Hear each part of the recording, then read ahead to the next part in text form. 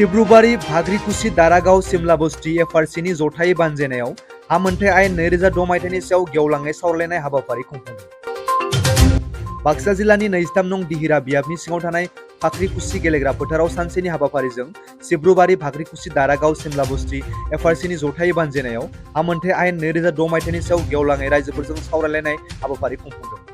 हा मोनथाय आयेन 2006 मायथाइनि सायाव सावरायनाय हाबाफारियाव गाहाय आलासि महरै बाहागो लादों बिटिआरनि गाहाय मावफुं सोद्रोमा प्रमद बर' बिथाङा।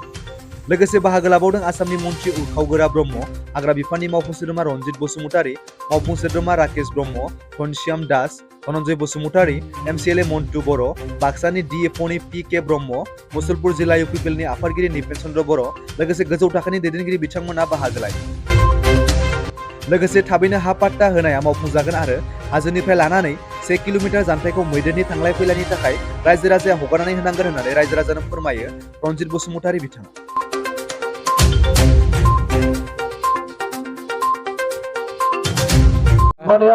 हा पाट्टा होनायनि खामानिया ओरैनोथ' जोंना सोलिगासिनो दंखायो। थांनाय 2006 मायथाइनि जा आयेन बायदियै 25 बोसोरनिख्रुइ बांसिन रायजो जानाय गोबावसिन रायजो जानाय बे मोनफ्रोमबो फरेस्ट एरियानि मानसियानो हानि मोनथाय मोननांगौमोन, खिन्थु थांनाय 17 बोसोराव बिपिएफ सरकारा जेबो मावाखिसै, जायनि जाहोनाव हानि जेंनाया बर'फोरनि गेजेराव बांसिनै उसुबिदा जानानै दङ। मानोना बर'फ्रासो बांसिन फरेस्ट एरियायाव थायो। बेनिखायनो जोंनि सरकारा दिनै नाजाथाबनायनि गेजेरजों दाखालि दान मोनस्निनि गेजेराव जोङो धनसिरि डिभिजनावबो होबाय। दा बाक्सा, चिरां आरो क'क्राझार बे मोनथामावबो होनो थाखाय जोङो थियारि जानानै थाबाय। दा गुबैयै दिनै बे दिहिरा समस्तियाव 830 न'खरनो हा होनायनि थाखाय जोङो रेडि जानानै दङ। बेनिखायनो जोंहा फोथायनाय दङ रायजो राजाफ्रा जोंखौ हेफाजाब होगोन। हा, हारि आरो बिमा बे मोनथामखौ लानानै जों मालाबाबो पलिटिक्स खालामा आरो बेनो जोंनि पलिटिक्स, हारिखौ बोखांनायानो।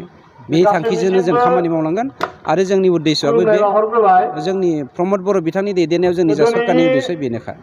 माबायदि आयेन खाना होनाय जागोन? बेवहाय एस पार दा नर्म्स सुप्रिम कर्टनि जा अर्डार, बे अर्डार बायदिनो जों हाखौ होलांगोन। खिन्थु जों मोनसे खावलायदों नोंथांमोननि मिडियानि गेजेरजों, जाय लामाजों मैदेरा हान्थिदों बे मैदेर हान्थिग्रा लामाखौ जों मालाबाबो हगारना होनो हानाय नङा।